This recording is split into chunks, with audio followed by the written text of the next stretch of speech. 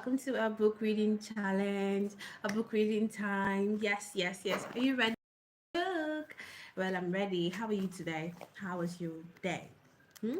I hope it was good. I hope it was blissful. I hope you didn't run into any sort of trouble. I hope it wasn't too stressful. Okay, so now this is our time. Okay, this is our time. The time where we relax, where we release the tension through book reading.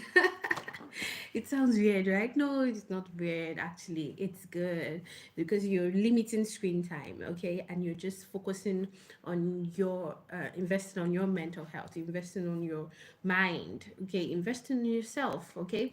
So many a times, when you're with that phone, you just want to scroll and scroll and scroll and scroll, looking for something that will, help you with to release the stress, to give you a relief. But this habit, book reading is a very good habit for you because it helps you, in ways you never could have imagined. Okay, for me, it helps me to it helps me to be able to digest my dinner.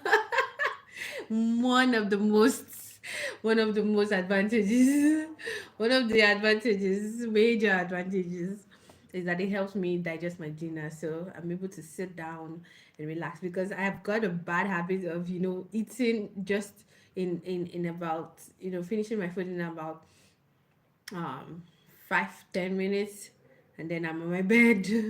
I'm lying down because of the whole stress day. But anyways, this is a good habit, and our book, as we continue on, is How to Win Friends and Influence People. Okay, so just let me do a recap, for if you're joining us, if this is your first time joining us, you're welcome. You're not in the wrong place. You're in the right place. Okay. Yes. So this is where we encourage good habits through book reading. I'm able to learn from great authors, and people who have really invested their time and resources to be able to enlighten us, educate us. Yeah. So, and one of those people is Dale Carnegie. I don't know if you've read any of his books, but his books are really, really enlightening. Like, God blessed his mind with, with so much goodies, so much intellectual goodies. Like, he has a blessed mind. So, yeah. So, this book is all about winning friends. If you want to have friends, you want to build a strong or healthy relationship. You want to be able to influence people positively.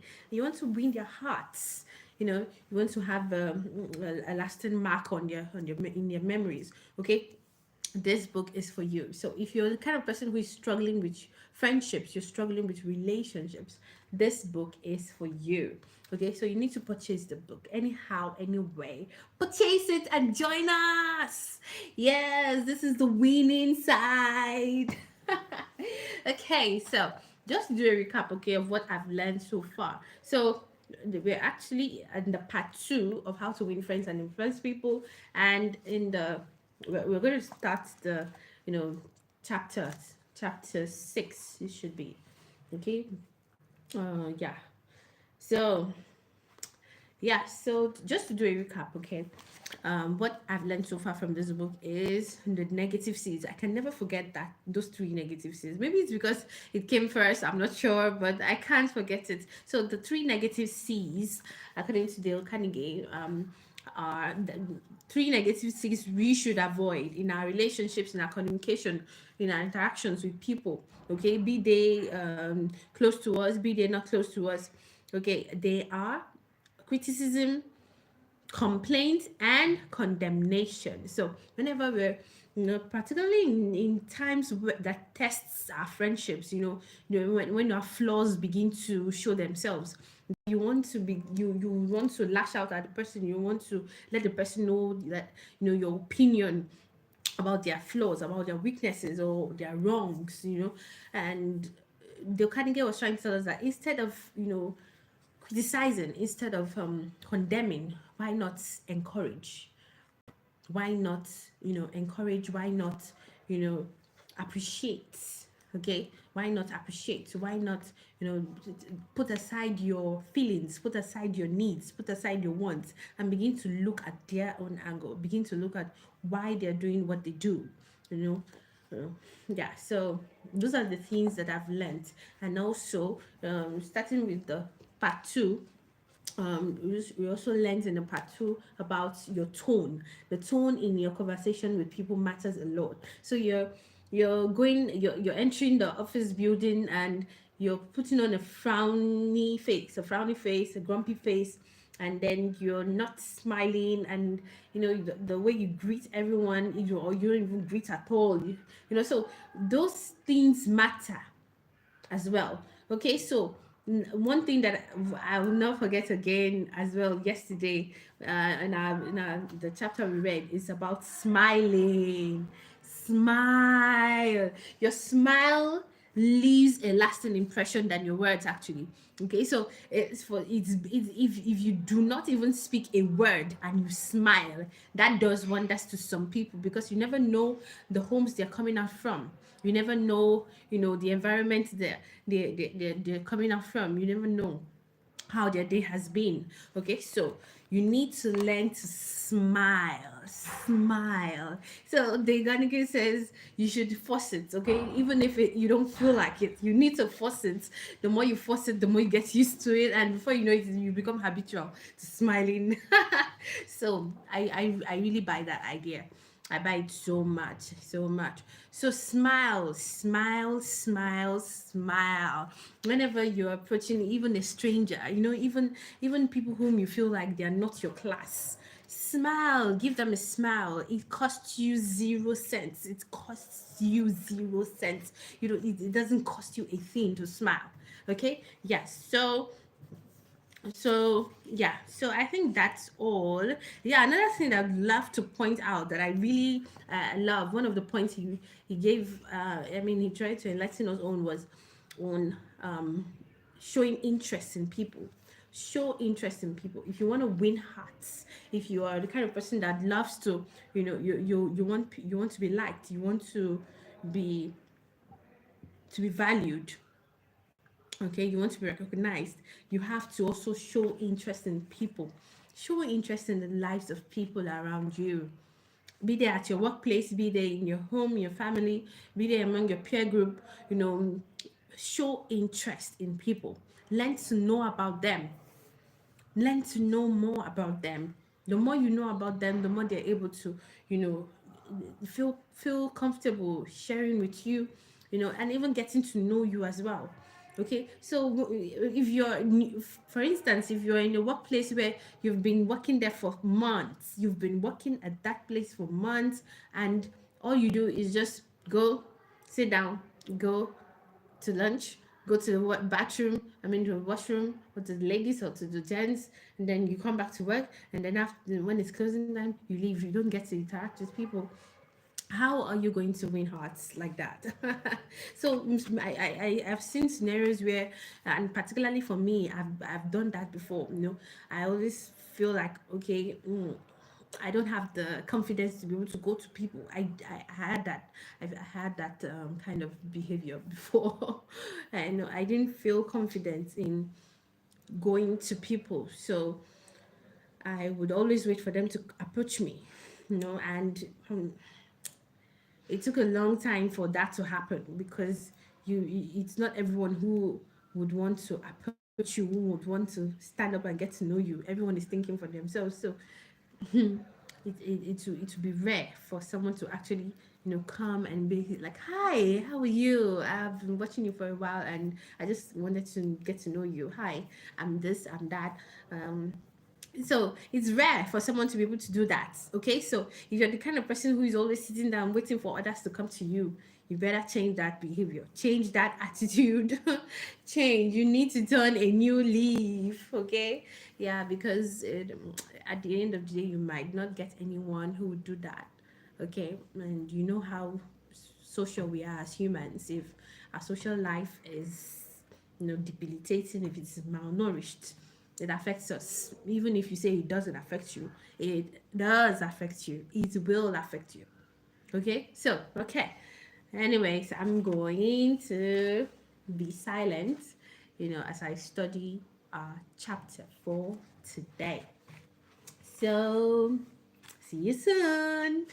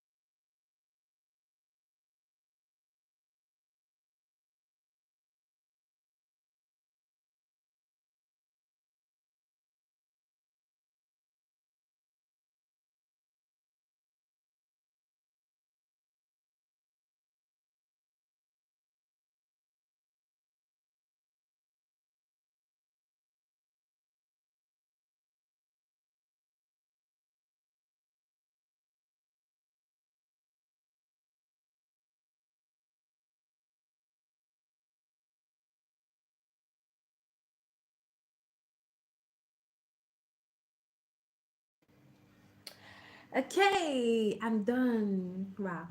Mhm. Yeah, so just to summarize this chapter, okay?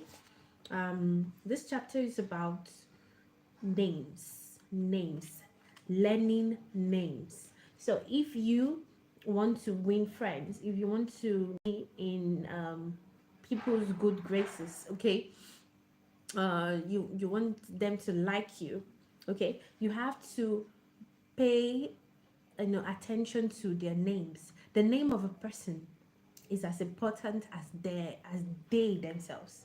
Okay, so the my name is important to me. Okay, the name of a person is important. Okay, so the let me just read what I highlighted. The name sets the individual apart. It makes him or her unique among all others. Okay, so if you are approaching a person, okay, make sure that the first thing to know about that person is the name. Remember when we talked about being interested in people? If you want people to like you, if you want to win their hearts, you have to begin to be interested in people, and the first thing to learn about them is the name. What is your name? You need to ask, what is your name? And if perhaps the person says it and you do not understand, or you didn't hear it correctly, you can ask, I'm sorry, pardon me, I didn't get that. Can you repeat again? What's your name? So the person could repeat it, and if you're still not catching it, you can ask for the spelling, or you can ask for the correct pronunciation and be like, okay, I love the sound of your name, and I'd really love to be able to pronounce it properly. Can you help me with the pronunciation? That would even help. This little mental exercises that you're doing would help you not to forget that name. It will stay deep in your memory. Okay, so learning the names of those around you matters to them. It's important to them. Okay, like I told you, if you want to be able to win hearts, if you want to be in people's good graces, you have to put aside your needs and wants and begin to think about theirs. You have to carry theirs on your shoulders. That's just it. Okay, because that's what you want. Okay, yeah. So let me read another sentence I highlighted here. And the ability to remember names is almost as important in business and social contact as it is in politics. Many who you will see that many who are great in the politics sector, they're actually good with people. Many who have led for years, countries, states, many who are in the politics sector, they tend to have a good way of handling people. Those who excel in the politics sector, they tend to have a good way of handling people. And this is one of the ways they are able to achieve that. Okay, so learn the names of people. Okay, it's not just not just because, okay, I want to be a politician in future, that's why I have to learn all this. No, every one of us, we are leaders. Okay, we are either growing leaders, or we are leaders in any area of our lives right now. So these these things that the Carnegie is trying to enlighten us on, they are super important in our relationships. Okay, in our interactions with people. So if you're the kind of person who is a business person, who is a social person, okay, if you want to get better at what you do, you want to be a master at handling people, okay, you need to be able to read this book. Okay, yeah. So let me read another thing that I highlighted here. Most people don't remember names for the simple reason that they don't take the time and energy necessary to concentrate and repeat and fix names indelibly in their minds. They make excuses for themselves, they are too busy and all those things, and that's actually true. And that's something I've also been at fault at. Okay, particularly like every day, as a student counselor, you know every day I come across people, each day. So whenever I see the person again, I try to recall the name, and that's something that I have to begin to work on right now, starting from this moment, because this chapter has really enlightened me. So I need to begin to, get to know people names. I have to do it. It's important because it makes them feel wanted. It makes them feel valued. It makes them feel important. Okay, yes. So get to know the names of those around you. It might just be that person whom you would want to order breakfast from, okay, at the counter. You might just walk into a pastry, a restaurant, a restaurant or a cafe, and you want to order something, and you can see the name tag of the person, and just calling out their name in a sweet, pleasant tone can brighten their day. It can it can put you in their good graces, and you never know, you could get even more than you ordered. Yeah, so it actually does wonders. It works magic, getting to know people name and just surprising them, like calling out their name. It's like a melody in your ears. For me, it's like a melody in my ears when someone calls out my name, like, "Hi, Nkechi. Hi, Nkechi. How are you?" Like, I just love the sound of my name in people's ears. I don't know why. So it makes me feel important. Actually, it makes me feel important. So I feel like this chapter is relatable. It's so relatable, and I'm sure it's relatable to you too. So share your comments, share your views. What do you think about this chapter? What do you think about the importance of names and how it affects, the the strength of the relationship or friendships or our interactions with people? So do you agree with Dave Carnegie? Remembering names. Do you agree with that? Well, I agree. So you can share your view as well. Okay. Yeah. So um, I think that is all for today. So remember, you can do this as a task, okay? Pending the time we meet again, to read another chapter. You can do it as a mental task, a mental challenge, homework. Try to remember the name of that person whom has been you have the face in your mind, but you can't just attach a name to that face. So try and work on that, okay? Yeah, it's a good step. It will be a good step, okay? Okay, I'll do that as well. It's something that I have to implement. I have to begin to implement from today. Thank you so much for joining me on this book reading challenge. Yeah.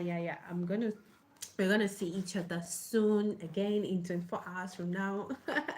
Okay, so do not forget to implement everything we learn in this book. It's really helpful, really good. I'll see you next time again. Take care, be safe, and do not forget your mind is formidable. Bye.